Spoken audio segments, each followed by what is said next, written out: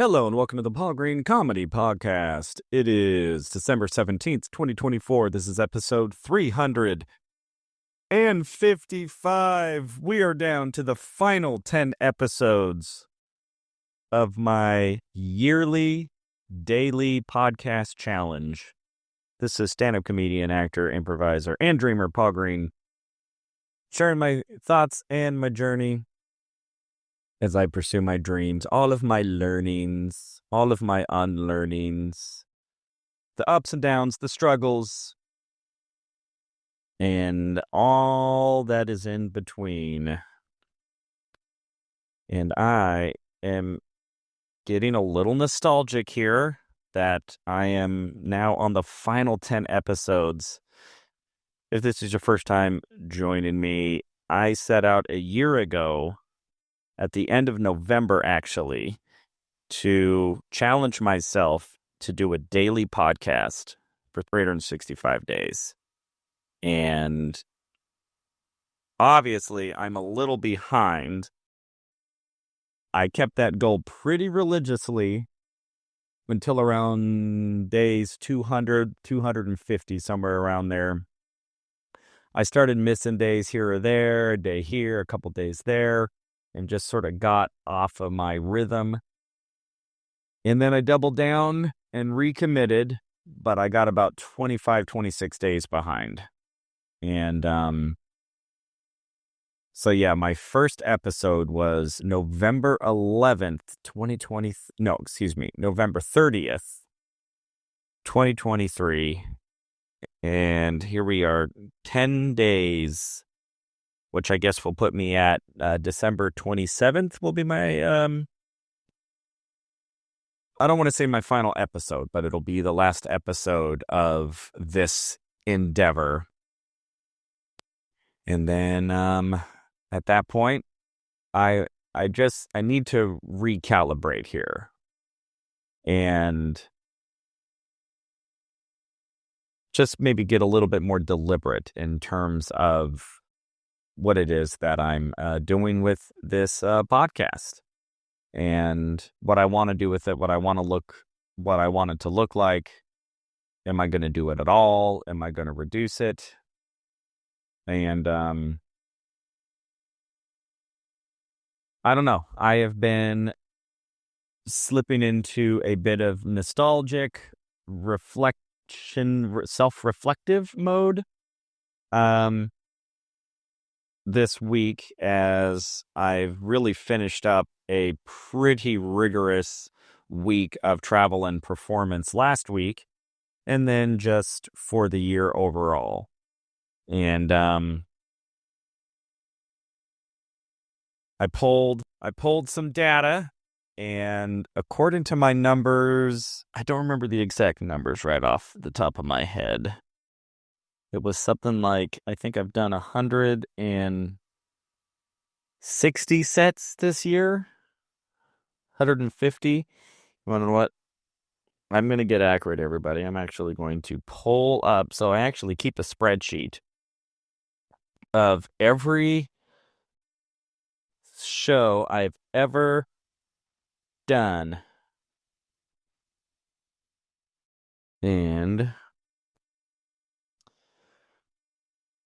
And how many minutes I did. So, let's take a look-see here. So, in 2024, I have done 156 sets or performances. That includes open mics, that includes shows. That could be as short as a 5-minute set. It could be as long as a 2-hour set. But 156 sets. I did 2,266 minutes, which on stage doing stand-up, which equals about 38 hours. On stage doing stand-up comedy, that does not include any of the improv shows that I did this last year, and it does not include the Midlife Crisis comedy show, or at least it doesn't include the interview portion of Midlife Crisis. So when I say minutes. It means minutes doing stand-up comedy. Just me. And 156 sets, and that'll bump a little bit. I've got 3 sets of four sets this week, so that'll bump it up to 160. And then I don't have anything else scheduled for the rest of the year, but who knows? Something might pop up here or there. So a lot of reflection, everybody. A lot of reflection, a lot of looking inward, a lot of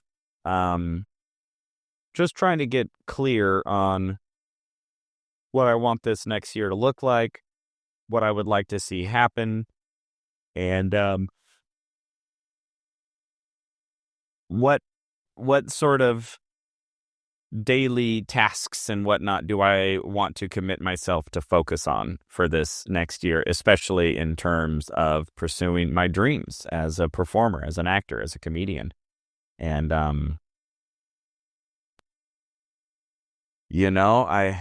I started this podcast as just part of that effort. I don't remember if I have ever shared what sort of pushed me over the edge last year, because I had been thinking about doing a podcast, and I don't know about you guys, but anytime I think of doing anything new, of course, all of the head trash comes in, all of the reasons why it's not going to work, or why it's a bad idea, or why it's going to be too hard, or why it's going to take too much time, or why it's not going to be successful. And I was battling all of that, but I had this idea for a good maybe 6 or 7 months before I actually did it. And by idea, I mean just starting a podcast. And I had absolutely no idea what it was going to be, or what the focus was going to be. I just knew, or I just felt like I just needed to start challenging myself to put myself out there a lot more, for a lot of reasons. A lot of it had to do with me constantly overcoming my fear of being seen. Ironically enough, even though I'm a stand-up comedian, I'm incredibly introverted. And even as a comedian, my material has always been fairly guarded, meaning I had a lot of walls up when I would do stand-up, and I didn't really want the audience to really see me. I wanted the audience to see a very curated, presentable version of myself. I was so scared to share my real opinions, to share my real experiences, to share my true thoughts and feelings. And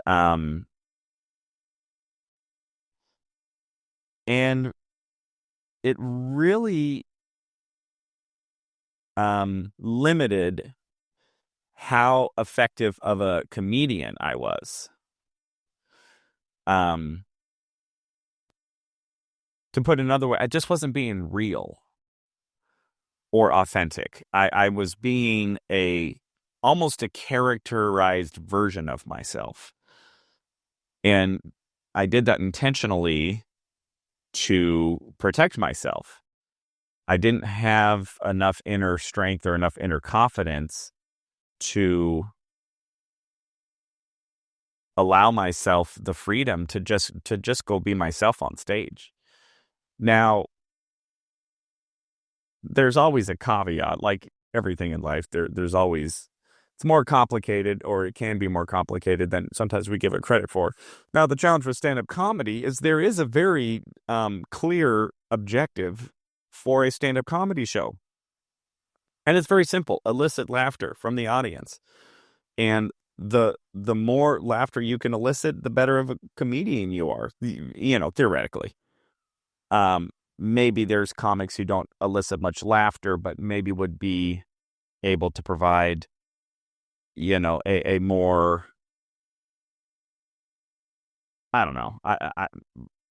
The exception doesn't disprove the rule. At the end of the day, the more the audience is laughing at you and is connecting with you comedically, the better of a comic you are. And there was definitely a disconnect between me and the audience because I had this ego that was in between me and the audience.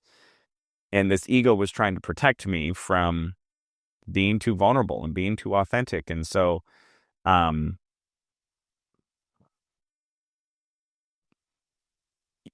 it took me doing a daily podcast of just saying, I'm going to put what I'm really thinking and feeling online for anybody in the world who has an internet connection could theoretically find it and hear and know exactly what Paul Green is thinking and doing every single day of his life. Now, granted, I don't share everything. I still hold some things sacred. I still do try to be careful. Maybe sometimes I'm not careful enough. Maybe sometimes I'm too careful. I've tried really hard to talk about myself and to avoid talking too much about other people. Meaning I want to be careful that I'm not throwing people under the bus, although I definitely have. But I've tried to steer away from that.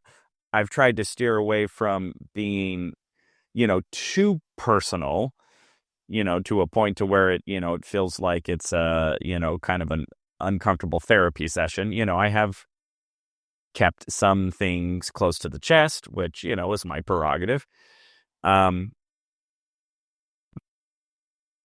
But for the most part, it's really just been an exercise and a challenge for me to really just be vulnerable and put myself out there every day, and then let anybody who wants to listen to it and feel and think and make whatever judgments they want to make of that, and get out of that experience whatever they want to get out of it. And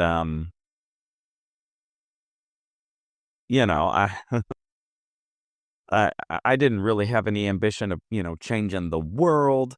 I didn't even really have any ambition that it would be successful or that it would grow or that, it would go viral or all of a sudden, the Paul Green Comedy PaulCast has millions of subscribers and millions of people chomping at the bit to hear what I have to say on the daily. I didn't really think or feel or have any sort of ambition or delusion that would happen. There may have been a couple fantasies every once in a while. I'm like, that would be really cool. That would be really cool if something were to happen to where all of a sudden this daily podcast was actually being listened to and experienced, by, large audiences. Anyway, I was about to tell a story and then got a little sidetracked there. So leading up to when I started the first episode, I had been thinking about doing this podcast and again, just going through all the mental gymnastics of starting this endeavor. So then what had happened was I was doing a couple of shows down in Tucson, Arizona, and it was one of my first attempts to produce a comedy show with me where I was headlining, and I really wanted to challenge myself to see if I could sell tickets for people to see me do comedy. And I spent thousands and thousands of dollars, and I spent so many hours marketing, advertising, doing social media ads. I printed out 5,000 flyers. I was driving down to the Tucson area and placing flyers on windshields at Walmart parking lots, getting yelled at, getting people mad at me. And I did a radio broadcast down there. I got written up in a local newspaper. I did podcasts down there. I was attending these like Chamber of Commerce small business networking meetings, and I would just go down there, and it's like the local drywall guy and the local electrician and the local insurance salesman and the local realtor and the massage therapist and the baker and the custom soap maker, just this room full of entrepreneurs and small business people. And then to be like, oh, I'm a comedian. I have a show coming up. You guys should all come to the show, right? And when I went to one of those meetups, I ended up connecting with an individual whose name now I can't even remember. Oh, man.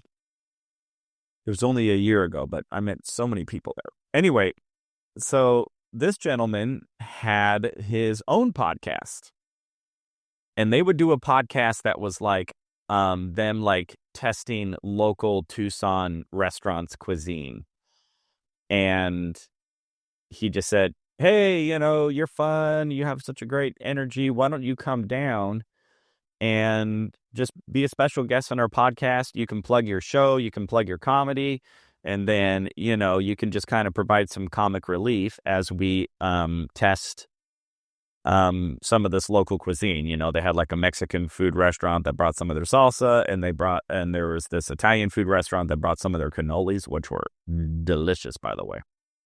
And I was like, sweet, no problem. So I just show up to this podcast as a guest, and then they started asking me questions, and then I just started, sort of riffing off whatever it is that they were talking about. And of course I was cracking jokes and, being my normal charming self. And after that session, that guy, afterwards, I'm shaking my hand and they're thanking me for coming. He just said, you are really good. And he meant it genuinely. He's like, you're really good at talking. You should be doing your own podcast.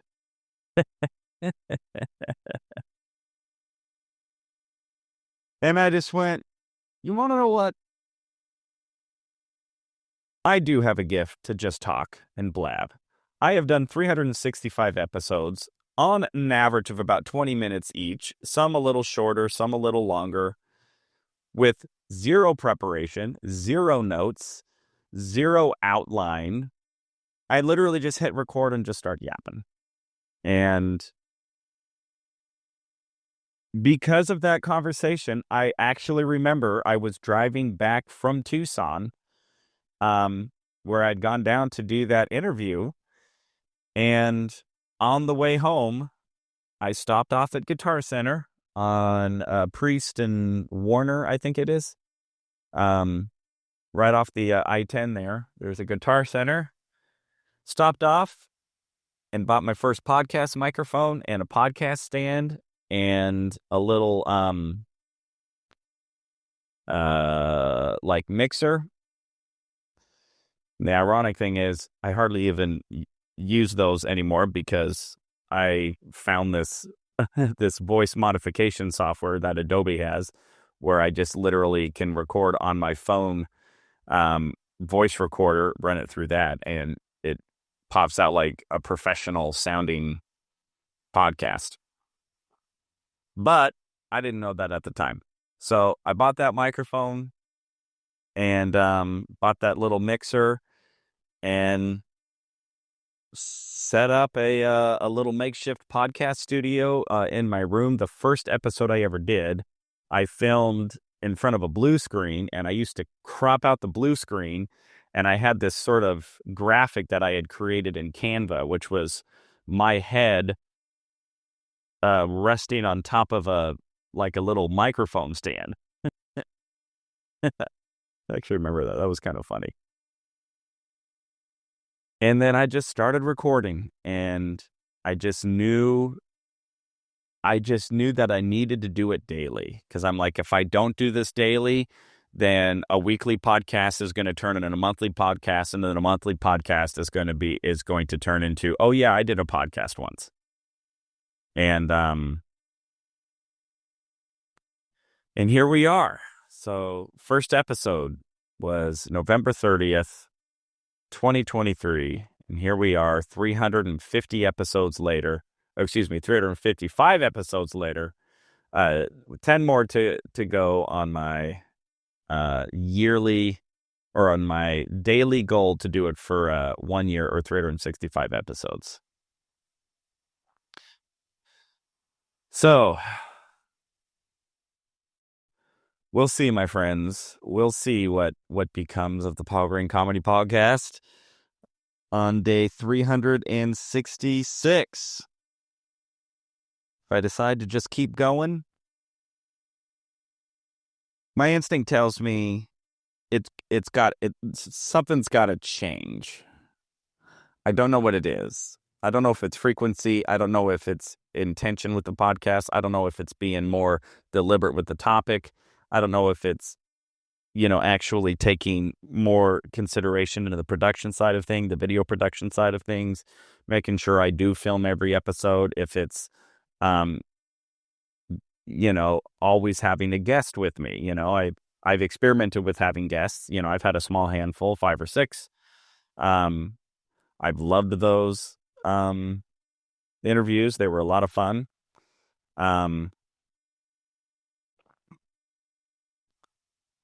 So I don't know. A lot to figure out, but there is something very humbling to just look back and go, man, I did this. You can go online and hear 365 daily podcasts of me just trying to navigate this crazy journey that I'm on. So, if you feel inspired to do something, just go and do it. Figure it all out as you go. And one day you'll be able to look back and go, man, I did all of that. I think the fear of regret, of inaction, far exceeds any negative consequence of taking action. Even if you fail, even if it doesn't go the way that you want, that's, so what? I think it's better than living a life of inactive regret. All right, everybody. I'm going to call it right there, as we are now in the top 10, the final 10 episodes of my 365-day podcast challenge. I hope you're all doing well. I love you all so much. This is the Paul Green Comedy PaulCast, December 17th, 2024, episode 355, and I will talk to you tomorrow.